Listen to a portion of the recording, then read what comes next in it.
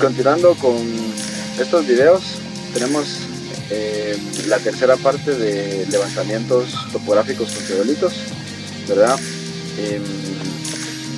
Vamos a ver un ejemplo de cómo se realiza el trabajo de gabinete de el caso del método de estación central.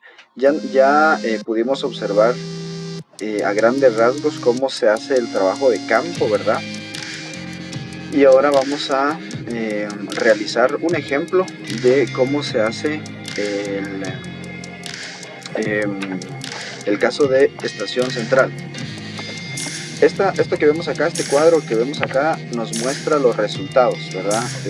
Si nos damos cuenta, este método solo tiene una estación, por eso siempre tiene la estación 0.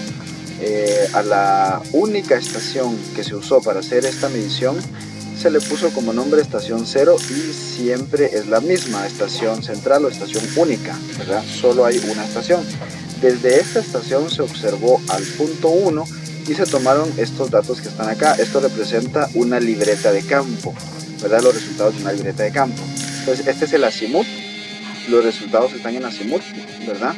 33 grados, 10 minutos, 40 segundos, hilo inferior 1.4, hilo medio 1.6, hilo superior 1.8 y ángulo vertical 90 grados, 1 minuto 20 segundos. Entonces estos son los resultados para el punto 1.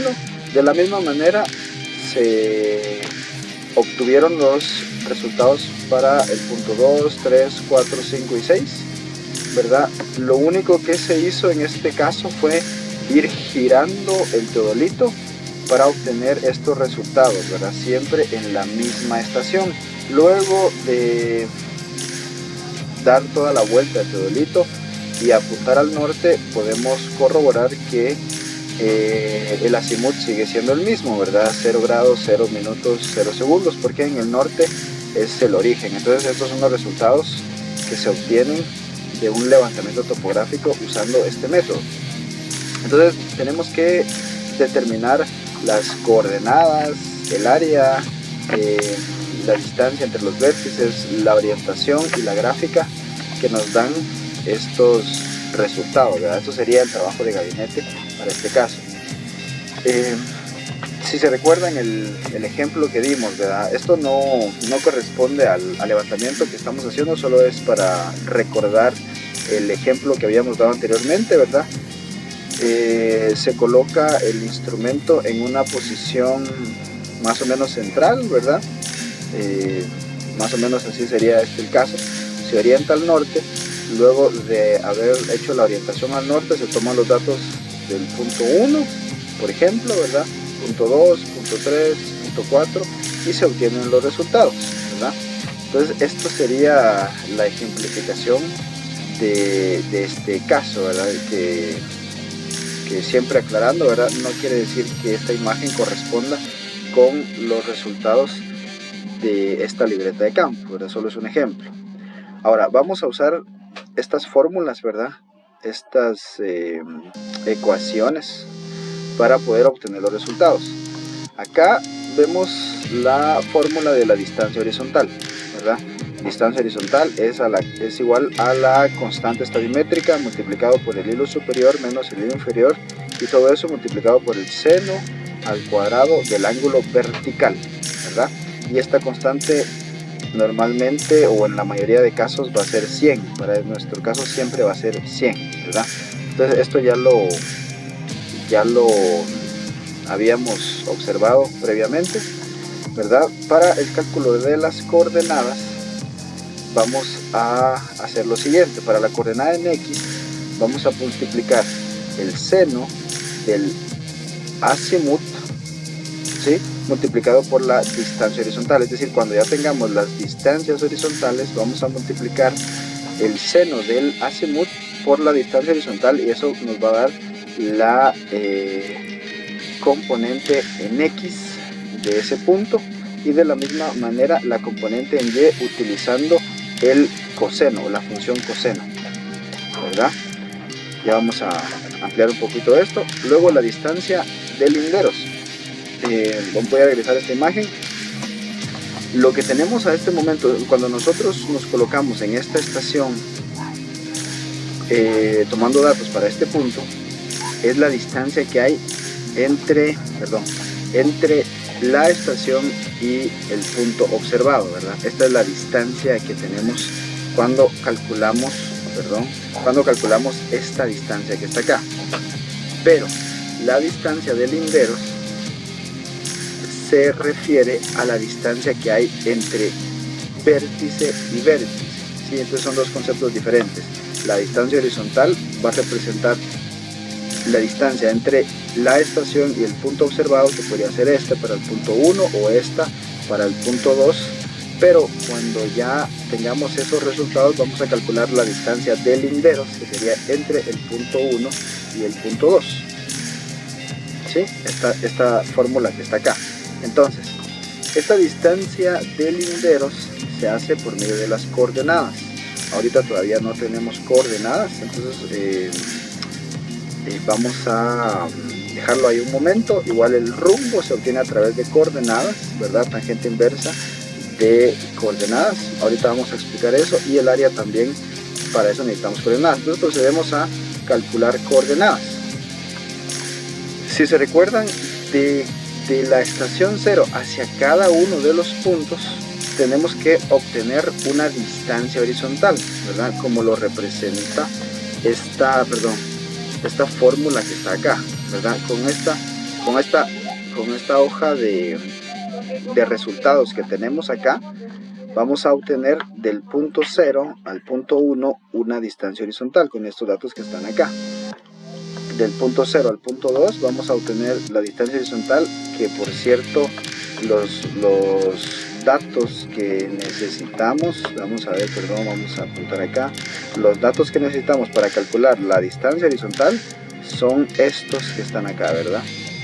Estos que están acá nos van a servir para calcular la distancia horizontal. Una vez calculada esa distancia horizontal, lo voy a poner acá, distancia horizontal, este resultado lo vamos a multiplicar sea por el seno o el coseno del azimut, ¿sí? Siempre va a ser el azimut, puede ser la función seno o coseno del azimut, lo vamos a multiplicar por la distancia horizontal, ¿verdad? Puede ser seno o coseno del azimut, ¿verdad? Entonces aquí lo voy a representar más o menos de esa manera para que nos vaya quedando claro, ¿verdad? Entonces, de esa manera vamos a obtener, en base a lo que ya dijimos, las coordenadas. En este caso le vamos a llamar coordenadas totales, porque como todas parten desde un mismo origen, que es lo que vemos acá, ¿verdad? Todas parten de un mismo origen, entonces no es necesario hacer ningún otro procedimiento, todas son coordenadas totales, ¿verdad? Entonces vamos calculando primero las distancias de cada uno de estos puntos y luego vamos a obtener las coordenadas. Bueno, ya teniendo las coordenadas, regresamos a estas fórmulas, este formulario que tenemos acá.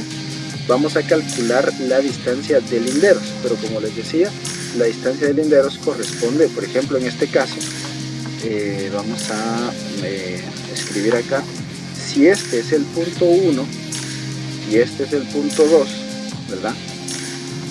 Como poner un ejemplo, este punto 1 tiene coordenadas, tiene una componente en X y tiene una componente en Y, ¿verdad? Del punto 1.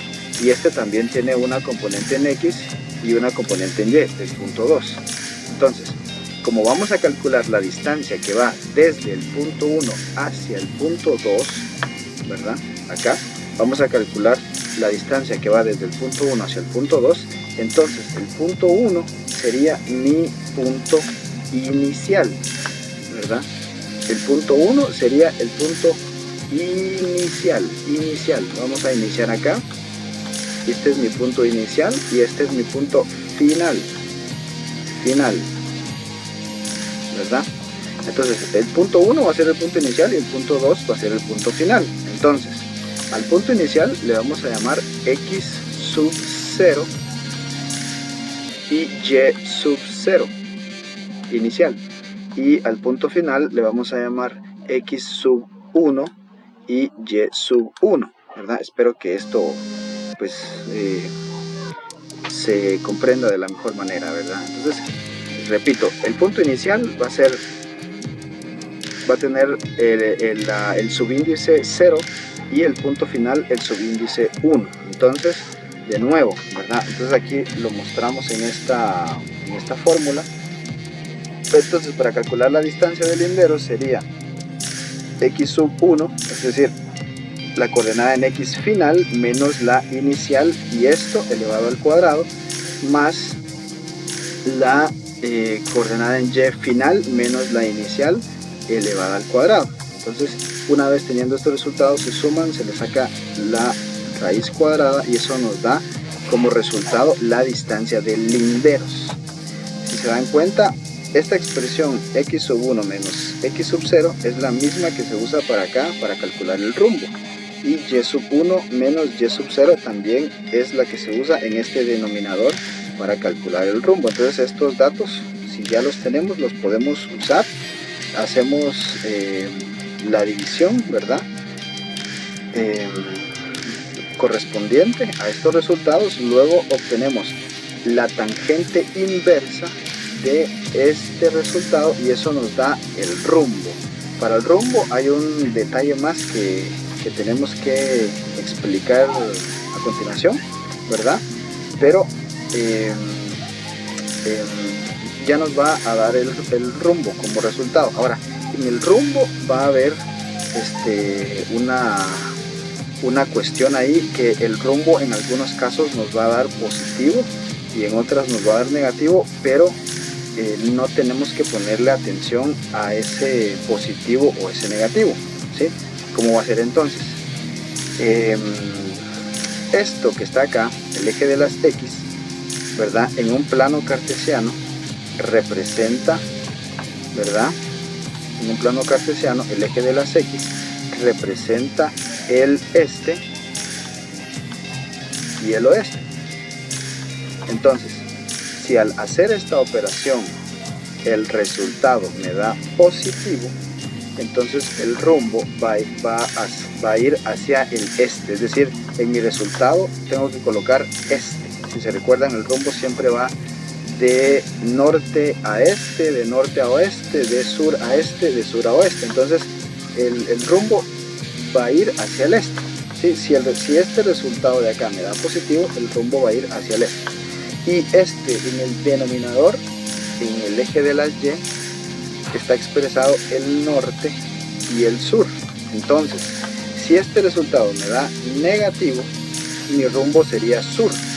Y si este resultado me da positivo, entonces sería norte, ¿verdad? Esto es para calcular el rumbo, ¿verdad? Entonces, conforme lo vayan realizando, esto va a ir quedando claro. Ahorita, si es que pues, tienen dudas, pues es de irlo practicando, ¿verdad? Ya voy a ir poniendo algún ejemplo más específico para esto, ¿verdad? Pero por lo pronto, pues de esa manera se realiza. Y para finalizar, el área, ¿verdad? Se hace de la siguiente manera. Aquí tenemos esta fórmula que está acá, sumatoria de y por x menos sumatoria de x por y partido 2, dice a favor de las agujas del reloj, ¿verdad? Esto quiere decir que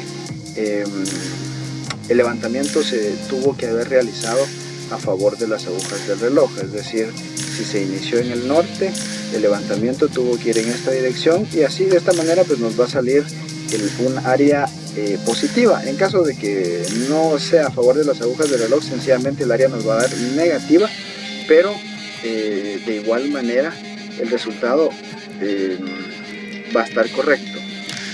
Entonces, ya teniendo las coordenadas y las distancias, pues estas coordenadas nos sirven para graficar el polígono que se representa a través de estas coordenadas. Entonces, cuando venimos y usamos un plano cartesiano e ingresamos todas estas coordenadas en él, vamos a poder graficar el polígono, ¿verdad? Aquí vemos, por ejemplo, la primera coordenada es 21.88 en X y 33.40 y casi 48 en Y, ¿verdad? Entonces si buscamos acá 21 en X y 33 en Y, entonces este punto es la coordenada 1, esta que tenemos acá, ¿verdad?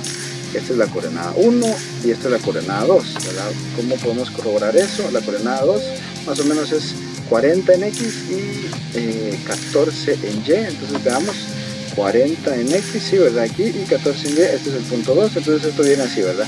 Punto 1, punto 2, punto 3, punto 4, punto 5, punto 6, así, ¿verdad? Entonces,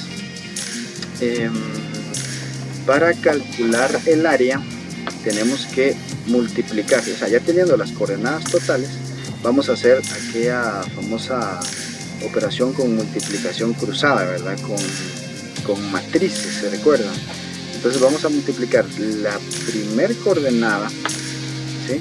Vamos a ver, esta coordenada que está acá, la vamos a, perdón, la primera coordenada en Y la vamos a multiplicar por la segunda coordenada en X, esta que está acá, ¿verdad? De esta manera, ¿sí? Vamos a multiplicar de esta forma acá, ¿sí? Y vamos a continuar multiplicando la segunda coordenada en Y por la tercera coordenada en X. Obviamente esto nos va a ir dando un resultado. Vamos a apuntar el resultado algebraico aquí, es decir, si nos da positivo, pues lo ponemos positivo, lo apuntamos acá. Y si nos da negativo, pues lo colocamos negativo, tal y como nos dé el resultado, ¿verdad? Entonces vamos multiplicando de esta manera aquí, ¿sí? Y esto nos va a ir dando resultados.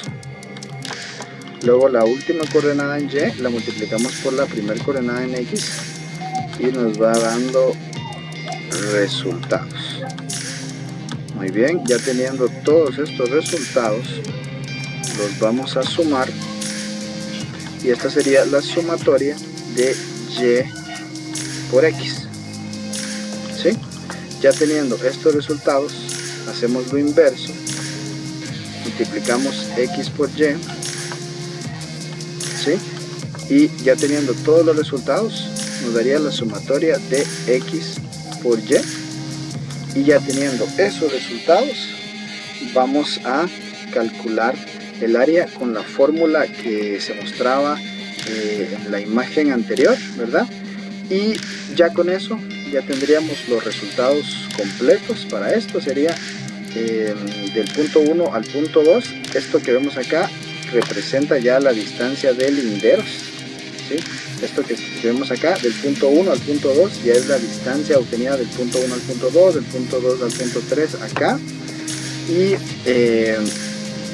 como les decía, en la fórmula vamos a obtener azimut y luego lo vamos a pasar a rumbo, perdón.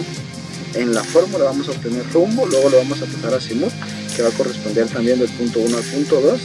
Y el área, ¿verdad? Y como ya teníamos la gráfica que estaba por acá, la gráfica, entonces acompañamos los resultados a esta gráfica y pues ya con eso tendríamos resuelto el polígono por medio del método de estación central o estación única, ¿verdad? Entonces, bueno, ya este video se me alargó un poquito más de lo que quisiera mantener mis videos en unos 15 minutos para que no cueste tanto subirlos, pero este ya se me alargó un poco, entonces lo vamos a dejar ahí y vamos a continuar en el siguiente video, ¿verdad? Si tienen dudas o comentarios, pues me los hacen saber. Saludos.